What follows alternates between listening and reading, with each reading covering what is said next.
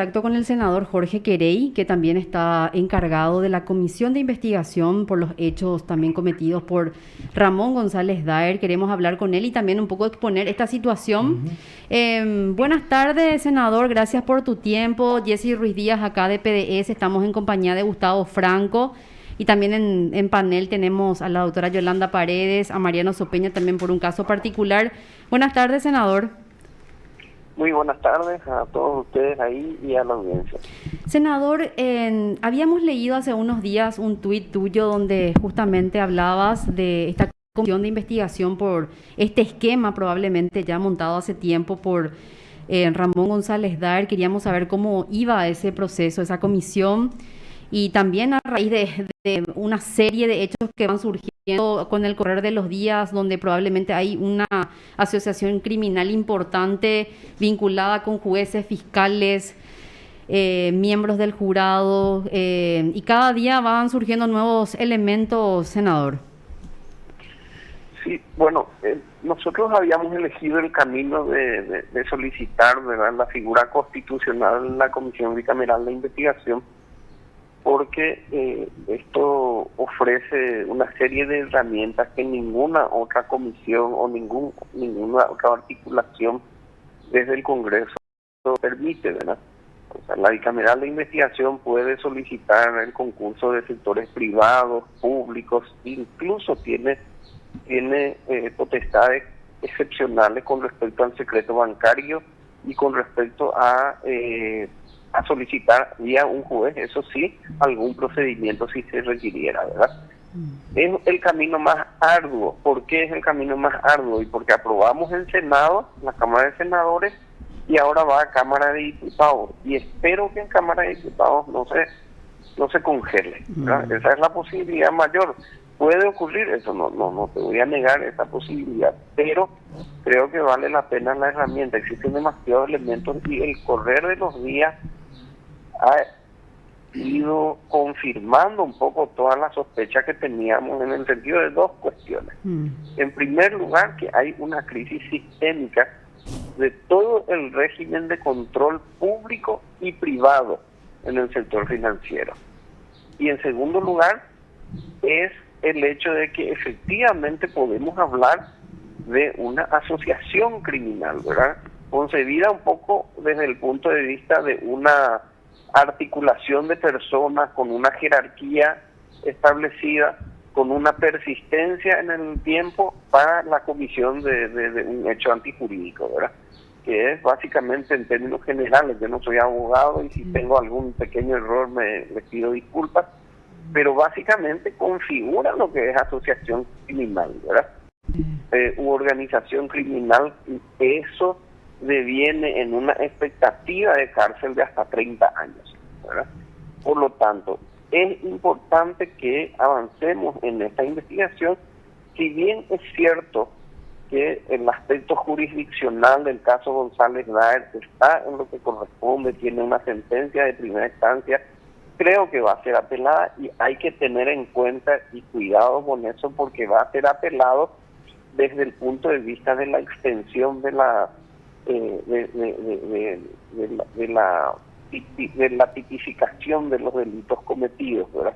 Porque la Fiscalía aparentemente solamente presentó aspectos muy limitados con respecto a usura, ¿verdad?, y no a otros tipos como organización criminal y lavado de dinero que no estaban inicialmente en las acusaciones. Que eso también sería el punto más importante, porque acá no hablamos solamente de las víctimas de González Daer, hablamos de miles de familias que podrían ser víctimas de cualquier esquema delincuencial. Y sí, porque aquí, a ver, mira, a mí me parece que esto es un momento paradigmático realmente, ¿verdad? Saludo yo la actitud, vamos a decir, de las juezas que han tomado decisiones con respecto a esto y lo han expuesto públicamente han expuesto públicamente esta situación y sacaron la condena respectiva, ¿verdad? Que aún no concluye el proceso, perfecto. Pero en lo que corresponde a nuestro trabajo desde el Congreso, me parece que es absolutamente necesario ver los grados de responsabilidad institucional que se han desprendido de este caso, ¿verdad? Ese es el aspecto que para nosotros es central, porque en la práctica estamos viendo o una omisión grave o lisa y llanamente complicidad de las personas y las estructuras, como te dije, públicas y privadas, que debieran haber velado por el debido cumplimiento de todos los aspectos que hacen a la seguridad jurídica del sistema financiero. También, senador, en algún momento se plantearon convocarle a los ministros, a los encargados de CEPRELAT, a los ministros de anticorrupción, indagar un poco también sobre estas circunstancias a estos responsables de estas carteras ministeriales, ¿verdad? Bueno, nosotros lo que estamos haciendo, y eso es, vamos a decir, se termine aprobando o no Cámara de Diputados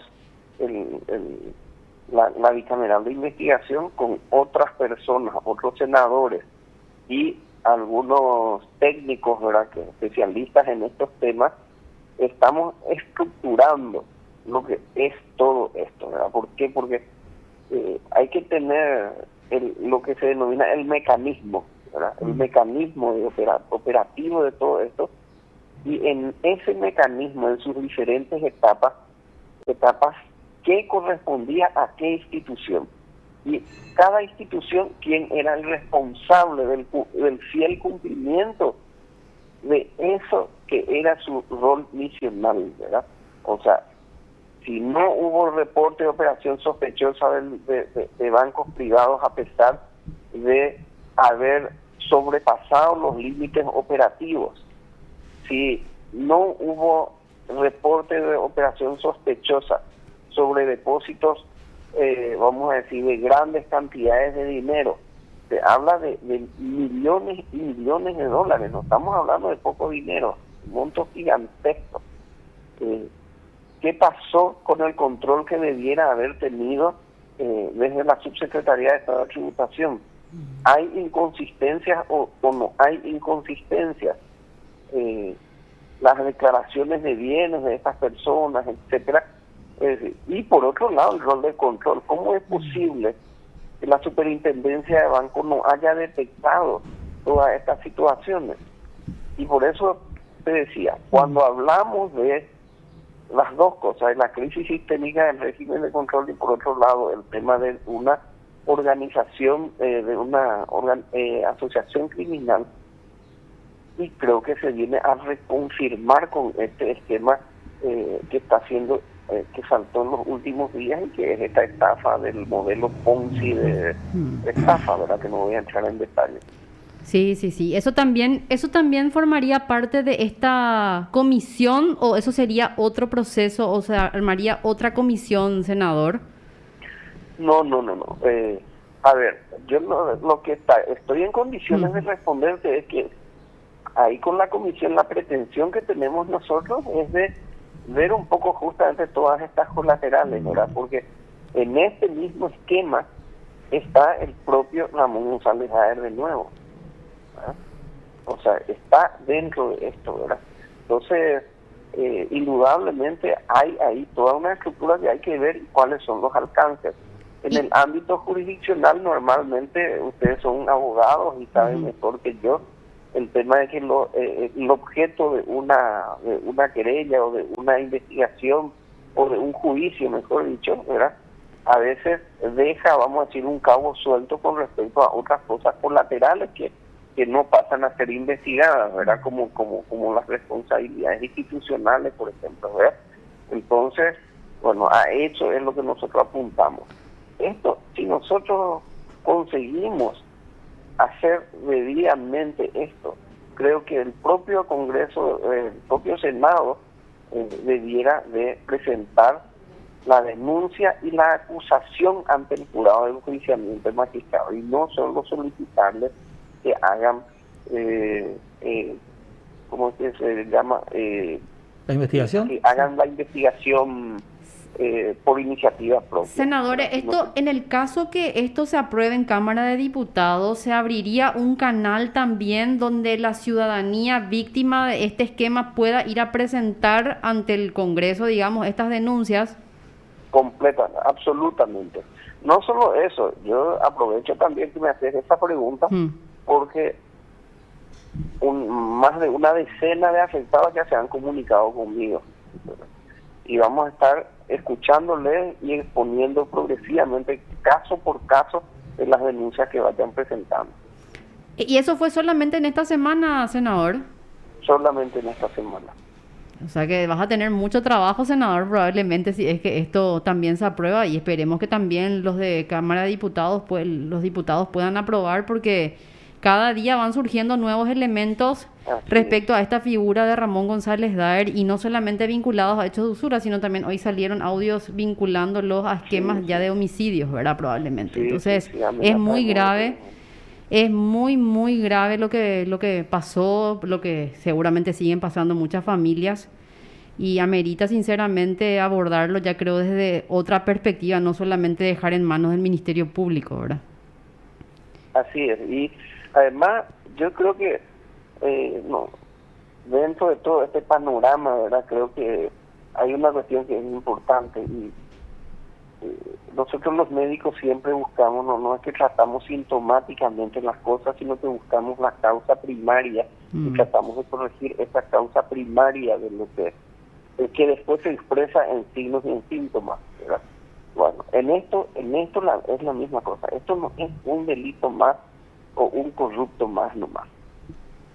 Esto en realidad nos está mostrando el camino, que es el camino común de los narcotraficantes, de los contrabandistas, de los sobrefacturadores de licitaciones públicas, de los estafadores, es decir, todo hecho delictivo, ¿verdad? Todo hecho delictivo tiene un solo cuello de botella, y el cuello de botella es hacer circular tu dinero. Ese es el punto crítico. Por lo tanto, si corregimos el fracaso institucional al que estamos sometidos en el sistema de control, podemos ver una lucecita ya al final del túnel que nos dé la esperanza de combatir un poco eficazmente la corrupción. Senador, la siguiente consulta, hablando de comisión misma, ¿verdad? Sí, en caso de la creación de la comisión para la revisión de la investigación, por lo menos de todos estos casos, ¿habría posibilidad o el Congreso podría, vamos a decirle en este caso, sancionar o castigar a algo que, una palabra específica que usted había dicho, crisis sistemática de las instituciones? Algo que para mí no creo que sea casualidad, porque evidentemente hace pocos años nada más se modificó la ley de CEPRELAT, incluso se reforzó todo eso, ¿verdad? Pero para el simple común sí funciona, pero para las grandes o para los grandes esquemas no. Entonces, en caso de encontrar algún tipo, así como había dicho usted, de complicidad, ¿qué podría hacer esa comisión como para castigar o para que se pueda por lo menos investigar a fondo y que haya un castigo ejemplar para las instituciones? Yo creo que en primer lugar hay que saber los límites de cada una de las acciones institucionales que podemos hacer, ¿verdad?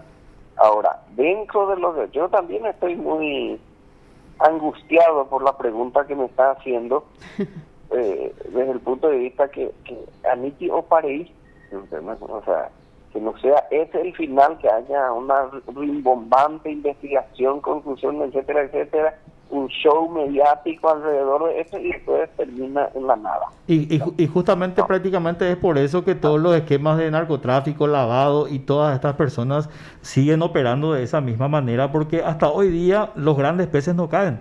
Y es la justicia, el Ministerio Público o hasta los juzgados mismos forman parte de esta rosca. Yo creo que desde el mismo Congreso habría que dar, o por lo menos desde allí sacar la voz de decir, bueno, hasta aquí, y que haya un castigo, que haya una comisión para investigar también a las personas que están, vamos a decirle, salvando o dando todavía oxígeno a esta gente para que pueda operar. Es por eso que ellos continúan operando, porque evidentemente tienen el respaldo desde adentro y saben que no van a ser castigados.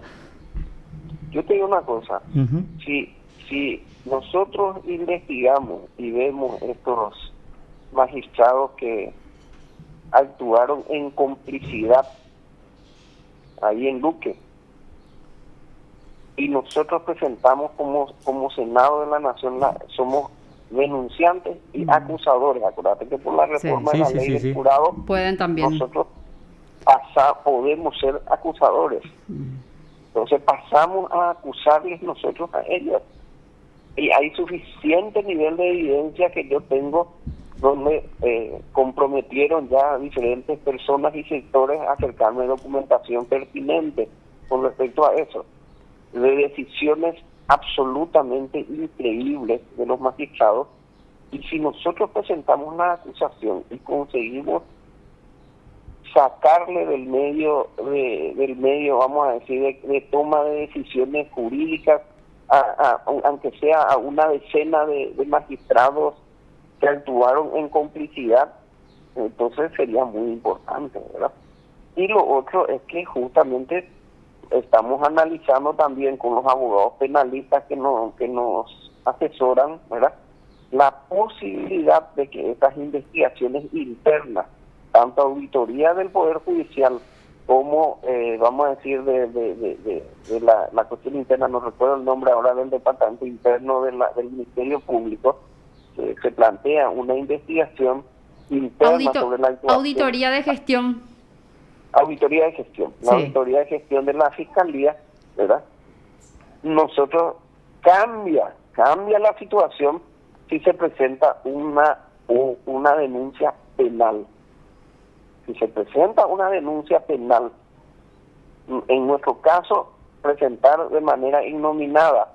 Y si consiguiéramos que algunas personas afectadas por este esquema presenten una querella, el manejo es totalmente distinto con respecto a vamos a decir, a lo que pudiera ser internamente, porque más allá de las personas que estén en este lugar, en estos ámbitos de evaluación interna, los factores de poder detrás de esto son gigantescos. Imagínate que se habla de 500, 600 millones de dólares y de 1.6 billones de guaraníes, lo que está en una revisión preliminar en el caso de González Haer. O sea, imagínate el grado de peso que tiene los poderes fácticos que están detrás de esto, ¿verdad? Entonces, le sacaríamos de esa situación interna y le pondríamos directamente vamos a decir, en el foco de una investigación penal. Y un tercer elemento que me parece muy importante, que en realidad nadie se está percatando un poco de eso. Yo creo que el fallecimiento del señor Oscar González Haer, ¿verdad?, hizo que el elemento central de poder de todo este esquema era el hermano, desapareciera. Entonces queda el hermano, pero al hermano le sueltan la mano los factores de poder. Tenían acuerdos con el ex senador, pero no así con el hermano.